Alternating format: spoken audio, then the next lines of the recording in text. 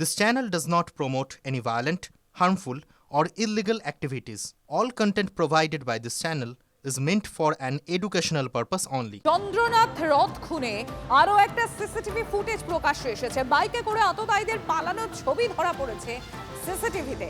শুভেন্দুর আত্মসহায়ককে খুনের পর বাইকে চেপে পালায় দুষ্কৃতীরা। দেখুন একবার সেই সিসিটিভি ফুটেজ প্লে করতে বলবো পিসিআর কে। দেখুন সেই ছবি। এই সিসিটিভি ফুটেজ এবার প্রকাশ্যে এসেছে। চন্দ্রনাথ রথকে খুন করার পর আততায়ীরা বাইকে চেপে পালাচ্ছে। সুজয় আমার সহকর্মী রয়েছেন আমার সঙ্গে, আমি একবার সুজয়ের কাছে চলে যাবো। সুজয়, একের পর এক সিসিটিভি ছবি প্রকাশ্যে আসছে, তদন্তের প্রথমত অগ্রগতি কতটার? এই যে সিসিটিভি ফুটেজটা এখন প্রকাশ্যে এসেছে যেখানে দেখা যাচ্ছে বাইকে করে কিছু লোক পালিয়ে যাচ্ছে সেখানে তড়িঘড়ি করে, কি বিষয়?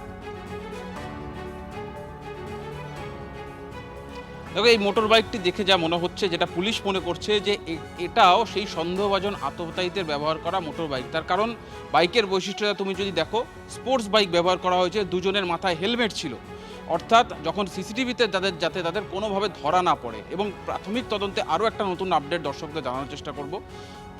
পুলিশ যে সন্দেহভাজন মোটর বাইকটিকে তারা চিহ্নিত করতে পেরেছে, তার নম্বর প্লেট স্ক্যান করে দেখা যাচ্ছে সেটা আসানসোলের মোটর বাইক, কিন্তু আদতে সেই নম্বর প্লেটটাও জাল। অর্থাৎ বাইক যেটা ব্যবহার করা হয়েছে সেটাও জাল নম্বর ব্যবহার করা হয়েছে। ঠিক যেভাবে নিসান মাইক্রা গাড়িটি, যে গাড়িটি ঠিক এই জায়গাটাতে, আমার সহকর্মী সমরকে আরেকবার বলবো দেখানোর জন্য, ঠিক এই ঘটনাস্থলে যেখানে চন্দ্রনাথের গাড়িকে পথ আটকে দাঁড়িয়েছিল সাদা রঙের নিসান মাইক্রা গাড়িটি, যে গাড়ির নম্বর প্লেট দেখা গেছে সেটা জাল। আদতে শিলিগুড়ির একজন গাড়ির মালিক, তার গাড়ির নম্বরে জাল করা হয়েছে। মোটর বাইকের ক্ষেত্রেও একই পন্থা অবলম্বন করা হয়েছে। এবং এই সমস্তটা বিচার করে তদন্তকারীদের প্রাথমিক অনুমান যে এটা সম্পূর্ণভাবেই সুপারি কিলারদের কাজ, এবং তাদেরকে সেই বরাত দেওয়া হয়েছিল, তাদেরকে ভাড়াটে হিসাবে নিয়ে আসা হয়েছিল, যে কারণে তারা একেবারে পেশাদারি কাণ্ড ঘটানোর আগে রীতিমতো রেকি করা হয় এবং তারপর যা যা প্রয়োজনীয় ব্যবস্থা নেওয়ার, অর্থাৎ নাম্বার প্লেট পরিবর্তন করা থেকে শুরু করে ইঞ্জিন চেসিস নাম্বার নষ্ট করা থেকে শুরু করে সমস্ত কিছু করে আটঘাট বেঁধে এই কাজটি ঘটানো হয়, তাই তো? একেবারে পেশাদার খুনি, অর্থাৎ ভাড়াটে খুনি, তারা যেভাবে কাজ করে, তারা কিন্তু যে কোনো খুনের বরাত পেলে, আমরা অতীতে যে কোনো এই ধরনের মার্ডারের তদন্তে যা দেখতে পেয়েছি, তাদেরকে যে বাজারে এনগেজ করে তাদের সিসিটিভি ফুটেজ আপনাদের সামনে আমরা তুলে ধরছি। দেখুন একবার সেই ছবি।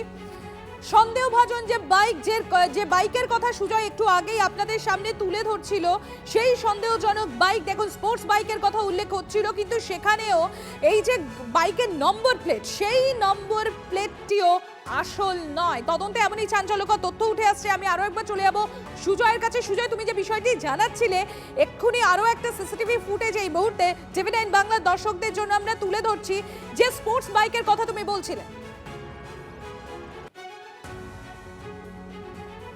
একেবারে দেখো, যে এই ধরনের ডাকাতি বলো বা খুন বলো, সেক্ষেত্রে দুষ্কৃতী আততায়ীরা সাধারণত চোরাই বাইক বা গাড়ি ব্যবহার করে এবং স্পোর্টস বাইক বা কার বা গাড়ি সেগুলো ব্যবহার করে। ঠিক এক্ষেত্রেও চন্দ্রনাথকে যেভাবে খুন করা হয়েছে তার প্যাটার্ন দেখে সিআইডি তদন্তকারীরা বলছেন যে একেবারে পেশাদার খুনিদের কাজ। তার কারণ তারা ঘটনার আগে, অন্তত 3 থেকে 4 দিন আগে থেকে সারাদিনের গতিবিধি, চন্দ্রনাথের সারাদিনের গতিবিধি তারা খোঁজ নিয়েছে। সে কোথায় কোথায় যায়, কখন যায়, কি করে, সমস্তটা খোঁজ নিয়েছে। তার বাড়ি কোথায়, তার বাড়ি যাওয়ার রাস্তাটা কেমন, সেখানে কি কি আছে, সেখানে সিসিটিভি কেমন আছে, কোথায় আলো কম আছে, কোন জায়গায় অ্যাটাক করলে, কোন জায়গায় তাকে টার্গেট করলে তাকে নিশ্চিন্তে খুন করে পালিয়ে যাওয়া যাবে, সমস্তটা তারা প্ল্যান ছকে নিয়েছিল। সেই কারণেই চন্দ্রনাথ যখন এই রাস্তা থেকে, শেখ মুজিবুর রোড এই রাস্তা থেকে যখন তার বাড়ির দিকে যাচ্ছিল, তখন তার পথ আটকানো হয় সেই চোরাই গাড়ি দিয়ে, এবং তারপর তাকে মোটর বাইক দিয়ে ঘিরে ফেলা হয় এবং সেখান থেকে দুষ্কৃতীরা একদম কাঁচে বন্দুক ঠেকিয়ে, যেটা জানা যাচ্ছে যে 7.65 বোরের সেমি অটোমেটিক পিস্তল, সেই পিস্তল ব্যবহার করা হয়েছে, সেখান থেকে গুলি চালায়। এবং সেক্ষেত্রে প্রাথমিকভাবে তদন্তকারীরা, সিআইডি তদন্তকারীরা মনে করছেন যে একের বেশি আগ্নেয়াস্ত্রের ব্যবহারও হতে পারে। এবং সেটা প্রাথমিকভাবে যে 3টি ব্যবহার হয়েছে বলাই বাহুল্য। এখনো পর্যন্ত তদন্তে যা তথ্য উঠে আসছে, সুজয় তুমি একটু নজর রাখো, আরো দুটো সিসিটিভি ফুটেজ আপনাদের সামনে আমরা তুলে ধরবো। এই যে শুভেন্দু অধিকারী আত্মসহায়ক চন্দ্রনাথ রথ, তার খুনে আমাদের হাতে, TV9 বাংলার হাতে আরো দুটো সিসিটিভি ফুটেজ আপনাদের সামনে তুলে ধরছি। গতকাল রাত 10:16 সিসিটিভি ফুটেজ, যেখানে আমি পিসিআর কে বলবো একবার সেই দুটো সিসিটিভি ফুটেজ প্লে করতে। দেখুন এবার দেখাচ্ছি দুটো সিসিটিভি ফুটেজ। একটা হচ্ছে গতকাল রাত 10:16 সিসিটিভি ফুটেজ, যেখানে দেখা যাচ্ছে চন্দ্রনাথের গাড়ি দোহারিয়া এলাকা দিয়ে যাচ্ছে, এবং অপর যে ফুটেজটি আপনারা দেখছেন তার ঠিক পাশেই সেটা হচ্ছে যখন গুলিবিদ্ধ হন চন্দ্রনাথ রথ আর তার গাড়ির চালককে নিয়ে হাসপাতালে নিয়ে যাওয়া হচ্ছিল, সেই সময়কার ছবি ধরা পড়েছে সিসিটিভিতে। একের পর এক সিসিটিভি ফুটেজ প্রকাশ্যে আসছে।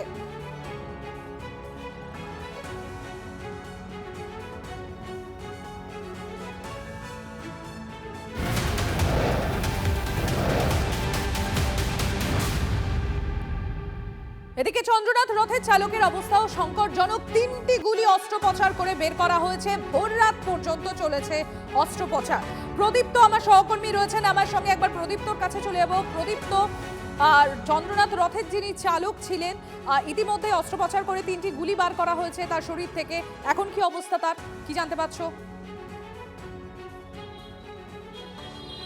দেখো, বুদ্ধদেব বেড়ার যে অবস্থা তা যথেষ্ট আশঙ্কাজনক, তেমনটাই হাসপাতাল সূত্রে জানা যাচ্ছে। এবং তার তিনটি গুলি লেগেছিল, পাঁজর সহ তিনটি গুলি, এবং তারপর থেকে তার রক্তক্ষরণ দীর্ঘ সময় ধরে চলে। সেই রক্তক্ষরণ বন্ধ করার জন্য চিকিৎসকরা বন্দোবস্ত করেন বটে। একাধিক অপারেশন তার শরীরে করা হয়েছে এখনো পর্যন্ত, গতকাল রাত থেকে আজ সকাল পর্যন্ত, কিন্তু পরিস্থিতির খুব বেশি উন্নতি হয়নি। ভেন্টিলেশনে এই মুহূর্তে রয়েছেন বুদ্ধদেব বেড়া, এবং আমরা যা জানতে পারছি যে পরিস্থিতির অবনতি ঘটছে ক্রমশ তার শরীরের। যদিও চিকিৎসকরা আপ্রাণ চেষ্টা করছেন, তেমনটাই আমরা হাসপাতাল সূত্রে জানতে পারছি। এবং কার্ডিওথ্রাসিক যে বিভাগ, সেখানেই কিন্তু চিকিৎসাধীন রয়েছেন এই বুদ্ধদেব বাবু। ইএম বাইপাস সংলগ্ন যে হাসপাতাল, বেসরকারি হাসপাতাল, সেখানেই গতকাল রাতে মধ্যমগ্রামে যে গুলির ঘটনা ঘটে চন্দ্রনাথ রথের পাশাপাশি তার শরীরেও একাধিক গুলি লেগেছিল। এবং তারপর তাকে মধ্যমগ্রামে যে হাসপাতালে প্রথমে চন্দ্রনাথ রথকে নিয়ে যাওয়া হয়, সেই বেসরকারি হাসপাতালে বুদ্ধদেব বাবুকেও নিয়ে যাওয়া হয়েছিল। এবং তারপর তার অবস্থার অবনতি ঘটলে ইএম বাইপাস সংলগ্ন হাসপাতালে নিয়ে যাওয়া হয়, এবং সেখানেই তিনি এই মুহূর্তে চিকিৎসাধীন রয়েছেন। একাধিক অপারেশন করা হচ্ছে, চিকিৎসকরা আপ্রাণ চেষ্টা করছেন, অন্তত তেমনটাই তারা বলছেন। এই মুহূর্তে আশঙ্কাজনক অবস্থায় তিনি রয়েছেন, ভেন্টিলেশনে রয়েছেন। চিকিৎসকদের বক্তব্য আরও কিছু সময় না গেলে স্পষ্ট হবে না যে তার শারীরিক পরিস্থিতি ঠিক কোন জায়গাতে দাঁড়িয়ে রয়েছে। তারা তাদের মতো করে যে পর্যবেক্ষণে রাখার সেই কাজ করছেন, তবে কিছুক্ষণ পর বা কয়েক ঘন্টা কাটার পরই স্পষ্ট হবে যে বুদ্ধদেব বাবুর শারীরিক অবস্থা ঠিক কী, বা হাসপাতালের তরফ থেকেও নতুন কিছু বলা হয় কিনা সেদিকে বুদ্ধদেব বাবুর ঘনিষ্ঠরা নজর রাখছেন। এবং পরিস্থিতির ক্ষেত্রে যদি আরও কিছু প্রয়োজন হয় তাহলে সর্বোচ্চ চিকিৎসার বন্দোবস্তও কিন্তু করা হবে। ইতিমধ্যেই শুভেন্দু অধিকারীরা তা স্পষ্ট করে দিয়েছেন। আশঙ্কাজনক অবস্থাতে ইএম বাইপাস লাগোয়া যে হাসপাতাল, সেখানেই ভর্তি রয়েছেন এই চন্দ্রনাথ রথের সঙ্গে থাকা তার সঙ্গী, তার সঙ্গে থাকা বুদ্ধদেব বাবু। ধন্যবাদ প্রদীপ্ত।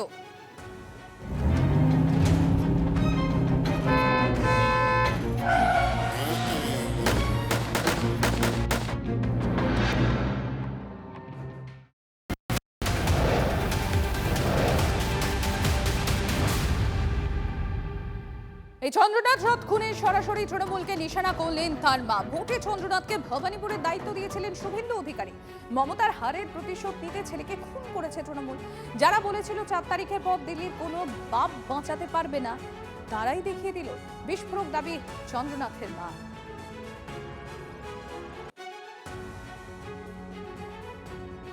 আমি একজন মা, আমি চাইবো না তাদের ফাঁসি হোক, যাবজ্জীবন কারাদণ্ড চাইছি। আর চাইছি যে আমরা ভারতীয় জনতা পার্টি করি বলে আমরা আজকে ক্ষমতায় আসার জন্য আমাদের সভাপতি বিরোধী দলনেতা যখন বলছেন সুশৃঙ্খলভাবে থাকতে, তখন শাসক দলের যারা গরম গরম বক্তব্য দিয়েছিল যে 4 তারিখের পরে দিল্লির কোনো ভাব রক্ষা করতে পারবে না, সেটাই তারা দেখিয়ে দিল। আমি আজকে নতুন সরকার যে গঠন করবে তার কাছে জানাবো যে আমার ছেলের এই মৃত্যুর জন্য শাস্তিটুকু হয়। আমার ছেলে যদি অ্যাক্সিডেন্টে কোনো অঘটন ঘটতো, আমার মনে হয় এত কষ্ট হতো না। তাকে যেভাবে কষ্ট দিয়ে এতটাইরা মারলো, তৃণমূলেরই সাজানো গল্প। কি কারণে মৃত্যু হতে পারে বলে আপনি মনে করছেন মা হিসাবে? আমার মনে হয় ও এই ভোটের লড়াইতে ভবানীপুর, নন্দীগ্রাম, চণ্ডীপুর বিভিন্ন জায়গার দায়িত্বে ছিল, যার জন্য আমার মনে হয় ওর প্রতি টার্গেট ছিল তৃণমূলের, যে ওইখানে শুভেন্দুবাবু মমতাকে হারিয়েছে, যার জন্য আমার মনে হয় এই প্রতিশ্রুতি।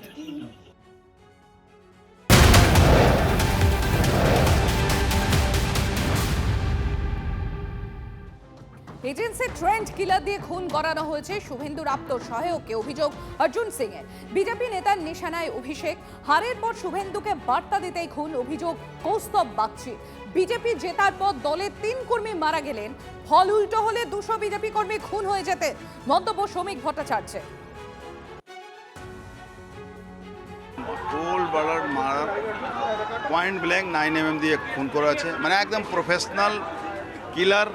আদারওয়াইজ বা এটা এজেন্সি ট্রেন্ড কিলার, মানে কিলার দুরকম হয়, একটা প্রফেশনাল হয় যারা শুটিং ফুটিং করেছে, একদম সফিস্টিকেটেড 9 mm মাউস দিয়ে খুন হয়েছে, আর বা এজেন্সি মারফতে তৃণমূল কাছে তো অভিষেক ব্যানার্জির একটা ভালো অফিসার, কিলিংয়ের মাস্টার, তাকে সে কোনো লোককে হায়ার করে বাংলাদেশ থেকে। গাড়িতে 3 জন ছিল, একজন মাথা নিচে করে বেঁচেছে, ড্রাইভার গুলি লেগেছে, ওরও গুলি লেগেছে।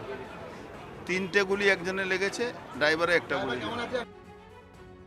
ममता बनर्जी जो कि बौखलाई हुई, उनकी पार्टी, उनका भाई को जो बौखलाया हुआ है ये हार से, और खास करके भवानीपुर के ममता बनर्जी के हार से ये लोग बौखलाया हुआ है। तो ये लोग अभी शुभेंदु अधिकारी जी को मैसेज देना चाहे कि देखिए हम लोग क्या कर सकते हैं। ममता बनर्जी कोई कम दिमाग वाली पॉलिटिशियन नहीं है। ममता बनर्जी ने ऐसे ही नहीं बता दिया कि मैं कुर्सी नहीं छोड़ूंगी। उनको भी पता है कि 9 तारीख के बाद जब नया सरकार, जब नया मुख्यमंत्री शपथ ले लेगा, तब राज्य में जो है Mamata Banerjee will be defunct, she will have no existence at all, उसको बर्खास्त कर दिया जाएगा। लेकिन ये 4 तारीख से 9 तारीख का ये बफर पीरियड वो पूरा इस्तेमाल करना चाहिए। वो खुद मीटिंग करके अपने कार्यकर्ताओं को बोल दिया कि जाइए भारतीय जनता पार्टी में घुल मिल जाइए, उनके लोगों को ही मारिए, उनको लोगों को ही खून कीजिए, इलाका को एकदम संतरास कर दीजिए, पूरा एकदम हिंसा कर दीजिए चारों ओर। तो हम लोग यही से प्रशासन से कह रहे हैं, क्योंकि हमारा तो हाथ पैर पार्टी ने बांध के रखा है, अगर बांध के नहीं रखता तो 5 मिनट लगता ये इलाका को ठंडा करने के मामले में। আইন শৃঙ্খলার পরিস্থিতি কোথায় দাঁড় করিয়েছে তৃণমূল কংগ্রেস গত 15 বছর, এটাই তো সবচেয়ে বড় প্রমাণ। এটা রাজনৈতিক পরিকল্পিত হত্যাকাণ্ড, কাউকে বার্তা দেওয়ার জন্য, বিজেপির বুকে গুলি করার জন্য চেষ্টা, না অন্য কিছু। তদন্ত চলছে, সিসিটিভি ফুটেজ আছে, রাত্রে এসপির সঙ্গে কথা হয়েছে, এবং যে প্যাটার্নে গুলি চালানো হয়েছে, যেভাবে খুন করা হয়েছে, এটা কোনো সাধারণ হত্যাকাণ্ড নয়। পশ্চিমবঙ্গে ISIS জঙ্গি ধরা পড়ছে, লস্করে তৈবার সন্ধান পাওয়া যাচ্ছে এখানে। সাম্প্রতিক দিল্লি পুলিশ যে 7 জনকে গ্রেপ্তার করেছে, ISIS এর একটি টিম, তারা স্বীকার করেছে তারা পশ্চিমবঙ্গে ছিল। আগে এটা ছিল সেফ প্যাসেজ, এখন এটা হয়ে গেছে সন্ত্রাসবাদীদের জন্য সেফ হোম। অনেক কিছু হতে পারে। ভোট প্রচারে কি বলেছিলেন অভিষেক, একবার শোনাই আপনাদের। 4 তারিখ 12টার পরে কোন জল্লাদের কত ক্ষমতা আর কার দিল্লির বাবা কাকে বাঁচাতে আসে আমি 4 তারিখ দেখব। আর 4 তারিখ মমতা বন্দ্যোপাধ্যায় যতই উদার হোক, স্টিয়ারিং আমার হাতে থাকবে। ডিজে তো বাজবেই, এমন জোরে বাজবে কান ঝালাফালা করে দেবো।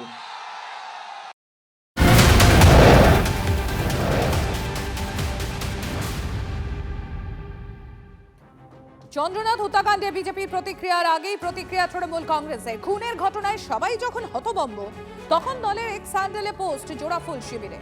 এই খুনের সঙ্গে ভোট পরবর্তী হিংসায় 3 তৃণমূল কর্মী খুনের অভিযোগ জুড়ে দিল তৃণমূল কংগ্রেস। আর একই সঙ্গে আদালতের নজরদারিতে সব ঘটনা সিবিআই তদন্তের দাবি করে তৃণমূল কংগ্রেস।